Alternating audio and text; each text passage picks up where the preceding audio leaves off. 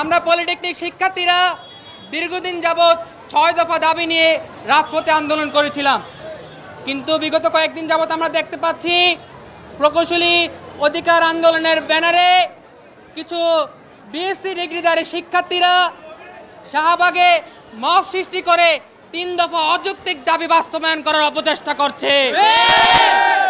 আমরা এই ৩ দফা অযৌক্তিক দাবির তীব্র নিন্দা জানাই।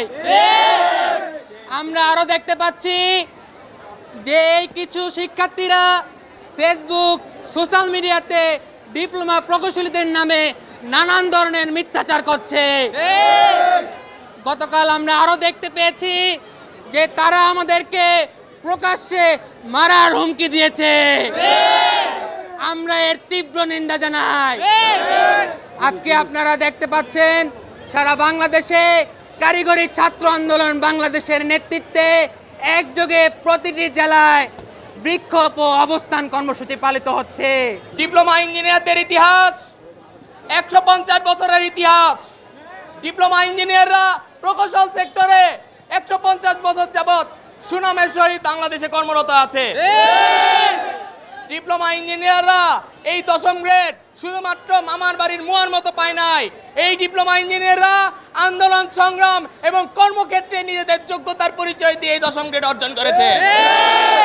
১০ম গ্রেডের সকল টেকনিক্যাল পদ অর্থাৎ উপ সহকারী প্রকৌশলী এবং এই সমমান পদগুলো ডিপ্লোমা ইঞ্জিনিয়ারদের ছিল, আছে এবং ভবিষ্যতেও থাকবে।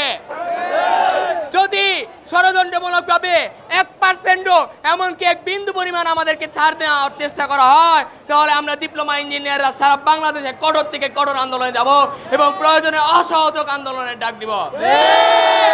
আজকে সারা বাংলাদেশের সকল পলিটেকনিক ইনস্টিটিউট নিজ নিজ জেলার গুরুত্বপূর্ণ পয়েন্টে অবস্থান, বিক্ষোভ কর্মসূচি এবং ঘেরাও কর্মসূচি পালন করতেছে। আগামীকাল সারা বাংলাদেশের সকল পলিটেকনিক ইনস্টিটিউট নিজ নিজ পলিটেকনিক ইনস্টিটিউটের অভিমুখে এবং গুরুত্বপূর্ণ পয়েন্টগুলোতে কাকতাড়ুয়া দহন কর্মসূচি পালন করবে। কাকতাড়ুয়া দহন কর্মসূচির মাধ্যমে আমরা এই অযৌক্তিক ৩ দফা দাবি কবর রচনা করবো ইনশাল্লাহ। এছাড়াও সারা বাংলাদেশের সকল পলিটেকনিক ইনস্টিটিউটের প্রতিনিধিদের এবং আমাদের কেন্দ্রীয় কমিটির সদস্যদের এবং সমন্বয় দলকে আমি আহ্বান জানাই, আপনারা নিজ নিজ অবস্থান ও বিক্ষোভ কর্মসূচি অব্যাহত রাখুন। দাবি আদায় না হওয়া পর্যন্ত আমরা ডিপ্লোমা ইঞ্জিনিয়াররা অপ্রতিরোধ্যভাবে এই ষড়যন্ত্র প্রতিহত করবো ইনশাল্লাহ। 13 এর হাতিয়ার করছে ওঠো আরেকবার, কোটা কোটা পরে কর, আগে কোটার সংজ্ঞা পর। কোটার সংজ্ঞায় মন্ত্রণালয় কর্তৃক যে কোটার সংজ্ঞা প্রদান করা হয়েছে সেখানে ডিপ্লোমা ইঞ্জিনিয়ারদের কথা কোনো জায়গায় উল্লেখ নাই। বিএসসি ইঞ্জিনিয়াররা নিয়মিত কোটা কোটা বলে আমাদেরকে মিথ্যাচার করে যাচ্ছে।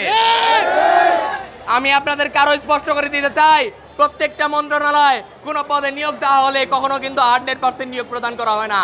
সর্বদা 15% নিম্নমুক্ত পদ থেকে পদোন্নতির জন্য ফাঁকা রাখা হয় এবং বাকি অংশে পদায়ন করা হয়। ডিপ্লোমা ইঞ্জিনিয়ারদেরকেও ১০ম গ্রেডের টেকনিক্যাল পদগুলোতে পদায়ন 100% করা হয় না, সেখানে 85% নিয়োগ দেওয়া হয় এবং নিম্নমুক্ত পদ থেকে পদোন্নতি পেয়েও এই পদে আসে। সেই ক্ষেত্রে তারা যে 100% কোটা বলে এক মিথ্যাচার করতেছে, এটা অবশ্যই কোটা না, এটা আমাদের ন্যায্য অধিকার।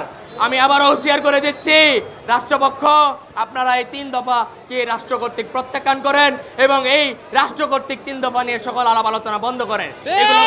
এগুলো রাষ্ট্র কর্তৃক পূর্বে মীমাংসিত ইস্যু, এগুলো কোনো দফা দাবি হতে পারে না না না। সকলের দৃষ্টি আকর্ষণ করে বলতে চাই, আমরা কারিগরি শিক্ষার্থীরা দেশের উন্নয়নে কাজ করে আসছি বিগত 150 বছর ধরে, কেউ কোনো প্রশ্ন করেনি। কিন্তু আজ এই স্বাধীন বাংলাদেশে, বৈষম্যহীন বাংলাদেশে এক ধরনের কুচক্রী মহল এই দেশের শিক্ষা ব্যবস্থা ধ্বংসের জন্য নেমে এসেছে। তাদের বিরুদ্ধে আমরা সর্বোচ্চ প্রতিবাদ জানাই।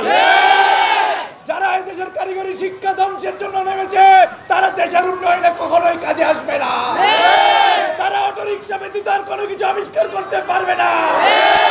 মাঠে ঘাটে কাজ করে আমরা পরিশ্রম করে দেশের উন্নয়নে কাজ করে থাকি। প্রশ্নবিদ্ধ করা হয় এদেশে ইলিট শ্রেণীদের জন্য সর্বোচ্চ সুবিধা দেওয়া হবে, আর আমরা নিম্নবিত্ত পরিবারের সন্তান, আমরাই তারা যারা গার্মেন্টসের কর্মী, আমরাই তারা যারা মাঠে কাজ করি, আমরাই তারা যারা রেমিটেন্স পাঠায় দেশকে অসচল রেখেছি। সচল রাখে সেই বিষয়ে আমরা জানি না। দেশ থেকে টাকা অর্থ লুপাট করে দেশকে আজকে কুলাঙ্গারের মতো আমাদেরকে চলতে হয়। আমাদের ডিপ্লোমা প্রকৌশলীরা, পলিটেকনিকের ছাত্ররা সর্বোচ্চ বৈষম্যের শিকার।